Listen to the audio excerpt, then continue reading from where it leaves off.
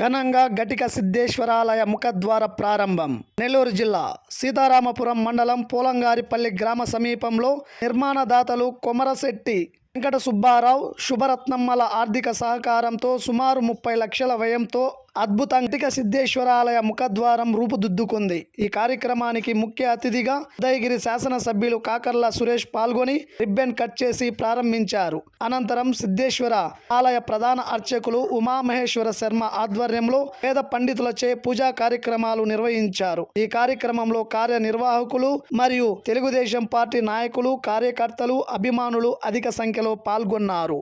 సీతారామపురం మండలం ప్రసిద్ధ ఘటిక సిద్ధేశ్వర ఆలయ ముఖద్వారం దగ్గర ఉన్నాము.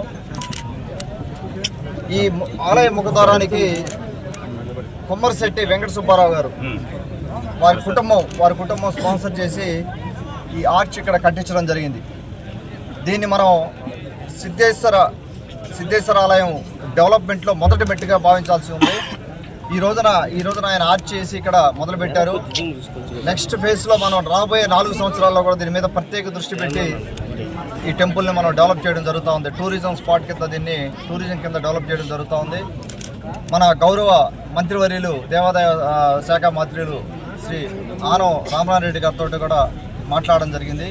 వారు కూడా దీనికి ప్రధానంగా అవకాశం ఇచ్చి మొట్టమొదటి ఉదయగిరి నియోజకవర్గం మొత్తం కలిపి ఈ టెంపుల్ ఒకటి, తర్వాత తల్లి వెంగమాంబ గుడి ఒకటి, ఈ 2 గుళ్ళు మనం డెవలప్ చేసుకోవాలి రాబోయే 4 ఏళ్లలో టూరిజం కింద అని చెప్పి ముందుకెళ్తా ఉన్నాము.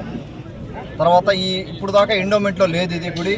ముందు ఎండోమెంట్లోకి తీసుకొని అక్కడ లోపల కూడా చాలా అవకాశం ఉంది మనకు. లోపల డెవలప్మెంట్ చేసేదానికి కానీ, లోపల మనం అక్కడ ఫెసిలిటీస్ ఇంప్రూవ్ చేసేదానికి కానీ ఎంతో ప్రసిద్ధి చెందిన దేవస్థానం ఇది.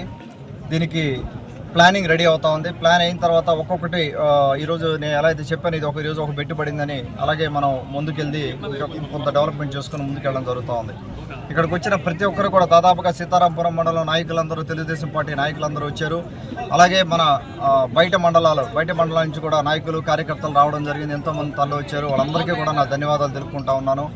సీతారామపురం దాదాపుగా చివరి మండలం ఇది. ఉదయగిరి నియోజకవర్గంలో కడపకు దగ్గరగా ఉండే మండలం ఇది. సో ఇక్కడ డెవలప్మెంట్ చేయాల్సింది చాలా ఉంది. రేపు రాబోయే సమ్మర్లో ముందు దాని మీద దృష్టి పెడతాను. రేపు రాబోయే సమ్మర్లో మన అసెంబ్లీలో కూడా మాట్లాడడం జరుగుతుంది. దాని గురించి వాటర్ సమస్య రాబోతా ఉంది, డ్రింకింగ్ వాటర్ సమస్య. లాస్ట్ టైం నేను క్యాంపెయిన్ చేసినప్పుడు మే అంటే మిడ్ సమ్మర్లో క్యాంపెయిన్ చేసినప్పుడు చాలా చోట్ల డ్రింకింగ్ వాటర్ సమస్య చూడడం జరిగింది. ఒక సీతారామపురం మండలమే కాదు, మిగతా మండలాల్లో కూడా వాటి మీద ప్రత్యేక దృష్టి పెట్టి ఆ నీటి ఎద్దడి లేకుండా సమ్మర్లో తాగేదానికి నీళ్ళకి ఇబ్బంది లేకుండా చేయాలన్నదే నా ప్లాన్ చేసుకుంటా ముందుకెళ్తా ఉన్నాం. ఇంతకుముందు కూడా పవన్ కళ్యాణ్ గారితో మాట్లాడడం జరిగింది, బాబు గారితో మాట్లాడడం జరిగింది. ఎన్టీఆర్ సుజల పథకం కింద మనం ఏదైతే మొదటి ప్లాంట్లు అవి పెట్టున్నామో అవి కూడా ఒకసారి మళ్ళీ రిస్టోర్ చేసి వాటి నుంచి కూడా నీళ్లు డ్రింకింగ్ వాటర్ ఇవ్వాలని చెప్పి ఆ రోజున మాట్లాడుతూ ఉన్నాం. దానికి ఇంకా బడ్జెట్ రిలీజ్ అవ్వలేదు. ఈ లోపల మనకున్న బడ్జెట్లో మనకు వచ్చిన అవకాశాల్లో దాదాపుగా 22 వాటర్ ప్లాంట్లు పెట్టడం జరుగుతుంది. స్టార్ట్ చేయబోతా ఉన్నాం. ఇంకొక వారం రోజుల్లో 22 వాటర్ ప్లాంట్లు అన్ని మండలాల్లో ఎక్కడైతే బాగా అవసరం ఉందో అక్కడ 22 వాటర్ ప్లాంట్లు పెట్టడం జరుగుతూ ఉంది. ఈ నీటి సమస్య అనేది తాగేదానికి నీళ్ళు అవ్వచ్చు, సాగునీరు అవ్వచ్చు. ఈ 2 సమస్యలు పెద్ద సమస్యలు. ఉదయగిరి నియోజకవర్గంలో దాదాపుగా 40 ఏళ్ళ నుంచి మనం సఫర్ అవుతానే ఉన్నాము.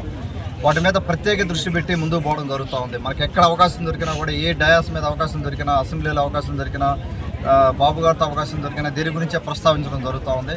ఆ విధంగా మనం ముందుకు పోవడం జరుగుతుంది. ఇక్కడికి వచ్చిన వాళ్ళందరికీ కూడా ప్రత్యేక ధన్యవాదాలు తెలుపుకుంటూ సెలవు.